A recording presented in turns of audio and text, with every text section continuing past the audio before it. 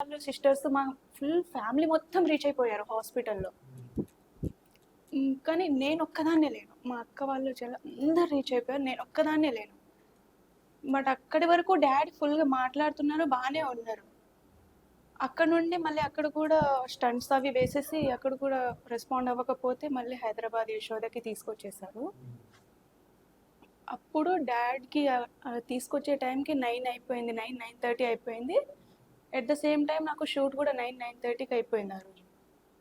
నాకు అయిపోయిన వెంటనే నేను హాస్పిటల్కి వచ్చాను. నేను రావడం డాడ్ రావడం ఒకటేసారి అయింది అంబులెన్స్లో. సో అక్క వాళ్ళు ఏంటంటే మహబూబ్ నాగర్ కర్నూలు నుంచి హైదరాబాద్ వచ్చే వరకు అంబులెన్స్లో డాడీతో మాట్లాడుకుంటూ వచ్చారు. వాళ్ళకి ఆ ఫీలింగ్ ఉంది. బట్ నేను ఒక్కదాన్నే మిస్ అయ్యాను. మా ఇంట్లో మా డాడ్తో మాట్లాడకుండా లాస్ట్ మూమెంట్లో నేను మాట్లాడలేదు మా డాడ్. ఫైనల్గా అంబులెన్స్ దిగారు.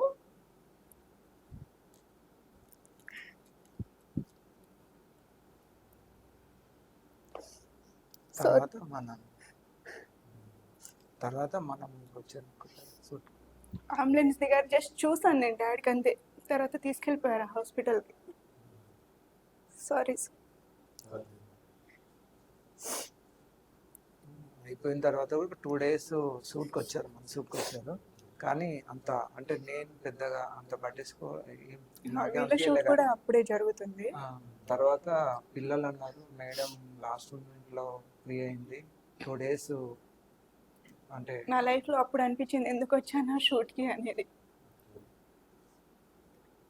అంటే ఉంటుంది ఎంతైనా అబ్బాయిలు పెద్ద లైట్ ఉంటుంది అమ్మ తెలియదు, కానీ అమ్మాయిలు అప్పటికి డాడీ అడుగుతా ఉన్నారంట ఎందుకు రాలేదు పాప రాలేదు పాప రాలేదు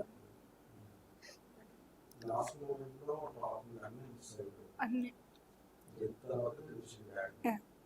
అప్పటికి నాకు హాస్పిటల్లో ఆపరేషన్ జరుగుతుంది. నెక్స్ట్ డే కూడా నాకు కంటిన్యూటీ షూట్. అందరూ ఉన్నారు, ఆర్టిస్టులు అందరూ ఉన్నారు. నేను ఒక్కదాన్ని మిస్ వెళ్ళకపోతే అవ్వదు. సో అప్పటికి కూడా హాస్పిటల్లో అవతల వాళ్ళ డేట్లతో కంపేర్ అవుతాయి. అక్కడ షూట్ డాడ్కి ఆపరేషన్ జరుగుతున్న టైంలో కూడా నేను డాడ్ని వదిలేసి షూట్ చేసుకొని వచ్చాను. అప్పటికి నేను వచ్చే టైంకి డాడ్ లేదు.